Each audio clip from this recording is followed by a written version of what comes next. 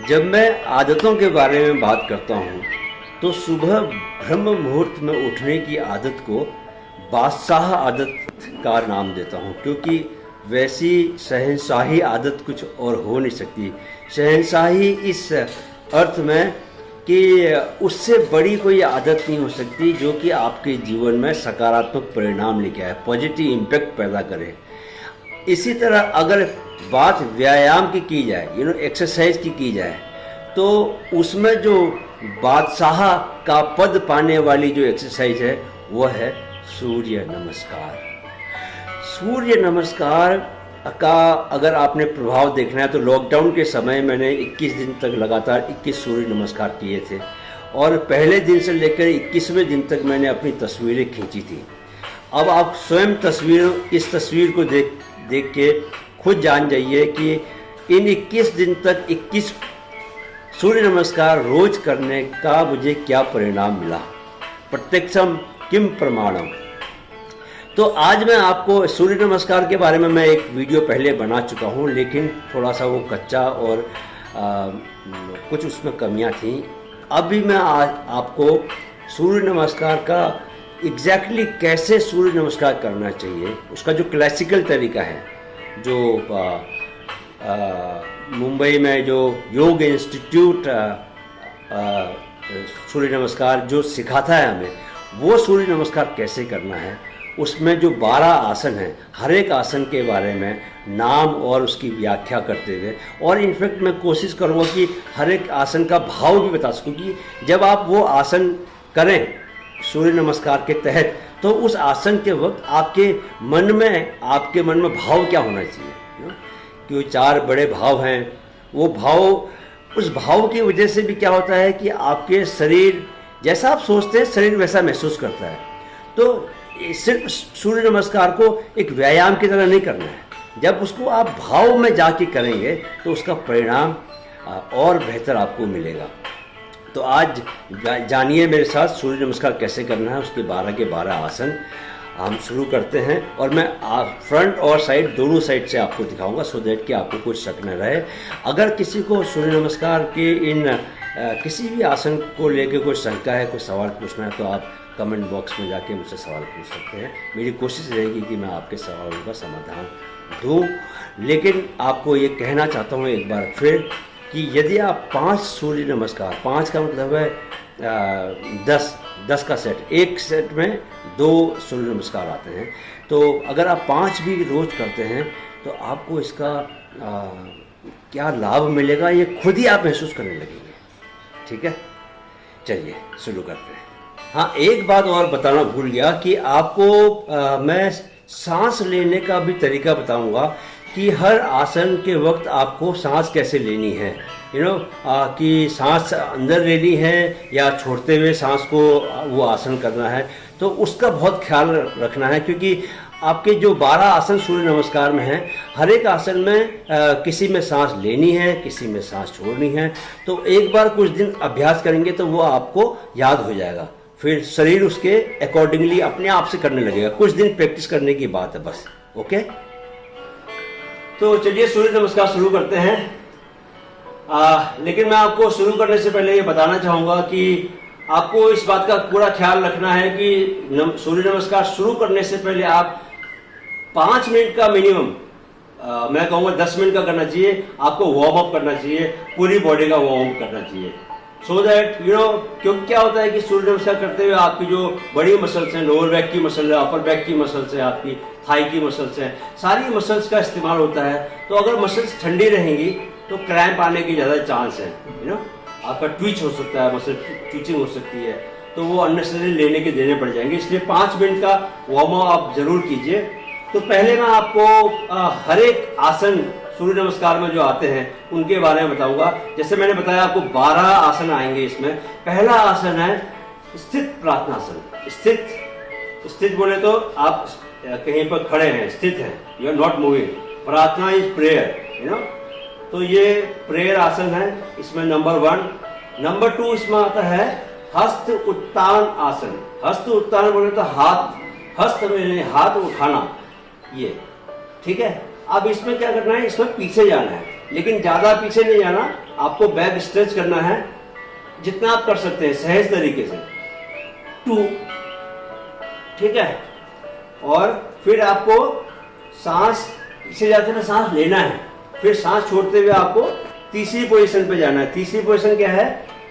हस्त पाद आसन, हाथों को पैरों पर लेके जाना है, हस्त पाद आसन। इसमें इस चीज का ख्याल रखना है कि आपका जो बैक है, आपका बैक जो है वो आर्च के साथ जाए, ऐसे आर्च लेते हुए जाए, ऐसे नहीं जाना है, पूरा आप आर्च लें। ये पहले बैक के पीछे लेके जाएं, उसके बाद जाएं, हाथ सीधे रखें और आपका सर भी साथ साथ जाना चाहिए हाथ के,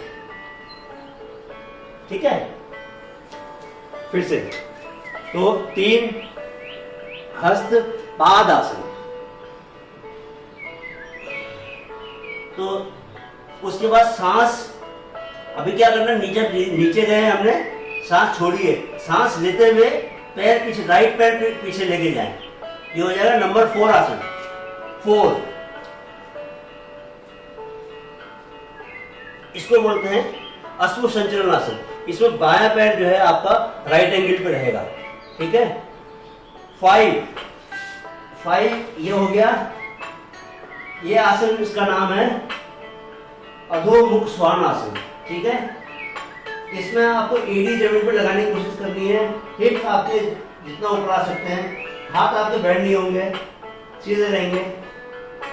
फिर सांस को आपको सस्पेंड करना है, सांस लेके, सांस आपने छोड़ी है, उसको लेना नहीं है, और घुटने नीचे रख के आपको अष्टाचक्र नमस्कार की मुद्रा में आना है। आपकी चिन जमीन पर रहेगी, आपका चेस्ट जमीन पर रहेगा, घुटना जमीन पर रहेगा। यहां से सांस लेते हुए आपको भुजंगासन करना है। 6 आपका जो नेवल है उससे नीचे का पोर्शन जमीन पर रहना चाहिए, सिर्फ नेवल से ऊपर का पोर्शन उठना चाहिए, नजर सामने रहेगी, राइट। 7 फिर से अधोमुख श्वान आसन। 8 में फिर राइट लेग को वापस लेके आना है, ठीक है, सांस लेते हुए। 9 में दूसरे लेग को वापस लेके आओ। अभी हस्तपाद आसन आ गया, ठीक है,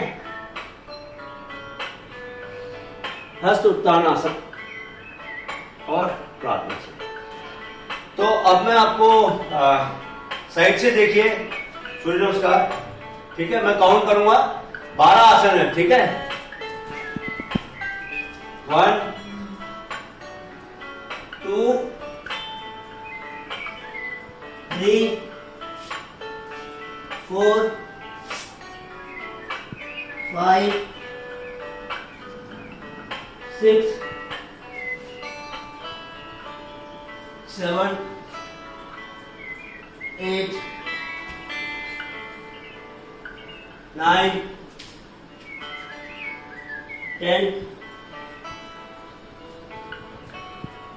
11 12। तो इसमें आपको इसका ख्याल रखना है कि जब पहली बार जब आप राइट पैर पीछे लेके जाएंगे, एक बार, तो दूसरी बार में आपको लेफ्ट पैर पीछे लेके जाना है। तो वो एक लेफ्ट और राइट जब हो जाएगा तो वो 1 सेट होगा। तो ऐसे आप 5 सेट कम से कम या 11 सेट रोज कीजिए। 11 को एक अच्छा नंबर बोलते हैं, तो उस बहाने से आपके ज़्यादा एक्सरसाइज हो जाएगी। और इस बात का ख्याल रखना आपने कि जैसे मैंने आपको बताया था कि भाव के साथ करना है।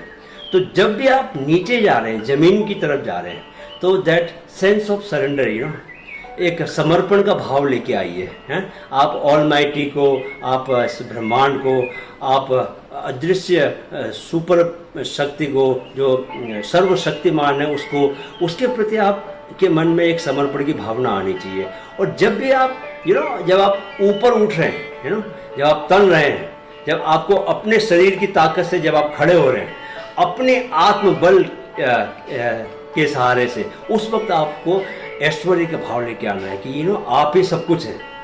अहम ब्रह्मसि, मैं ही ब्रह्मा हूँ, वो वाला भाव अगर आपके भीतर आए तो उससे क्या है, शरीर के भीतर भी आप महसूस करेंगे कि शरीर में एक उसकी जो फ्लेक्सिबिलिटी है वो बढ़ जाएगी, आपको एक आनंद का भाव आपको महसूस होगा। तो जब कभी नीचे जाएं तब सरेंडर का भाव लेके आएँ, जब कभी ऊपर जाएं तब आप ऐश्वर्य का भाव लेके आए। भाव तो और भी हैं, लेकिन शुरू के लिए सिर्फ ये 2 भाव ही बहुत है। और इस चीज़ का आपने ये ख्याल रखना है कि लेफ्ट और राइट लेग का कॉम्बिनेशन जो मैंने आपको बताया कि उससे गड़बड़ ना करें, क्योंकि ये बहुत ज़रूरी है कि शरीर का दोनों साइड से, है ना, मतलब ऐसा नहीं होना चाहिए कि एक साइड को ज़्यादा एक्सरसाइज मिल जाए दूसरी साइड को नहीं मिले। एक पे दोनों पर संतुलन बहुत ज़रूरी है कि हमारा बायां और दायां पक्ष दोनों पक्ष बराबर रूप से आगे बढ़ना चाहिए, बराबर रूप से मजबूत होना चाहिए। इसके लिए एक बार राइट और एक बार लेफ्ट लेग का इस्तेमाल करें।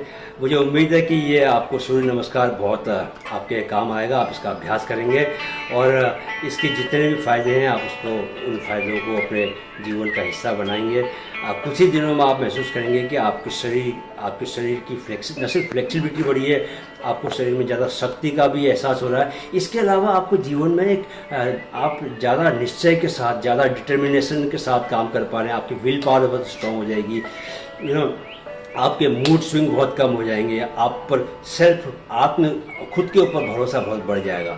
तो ये बहुत ही नायाब किस्म के फ़ायदे हैं। आप हर तरह से की बीमारी से तो दूर रहेंगे, वो बात अलग है। उसके अलावा तो रोज़ कम से कम 5 सूर्य नमस्कार करने का खुद को वादा कीजिए और देखिए कि क्या होता है।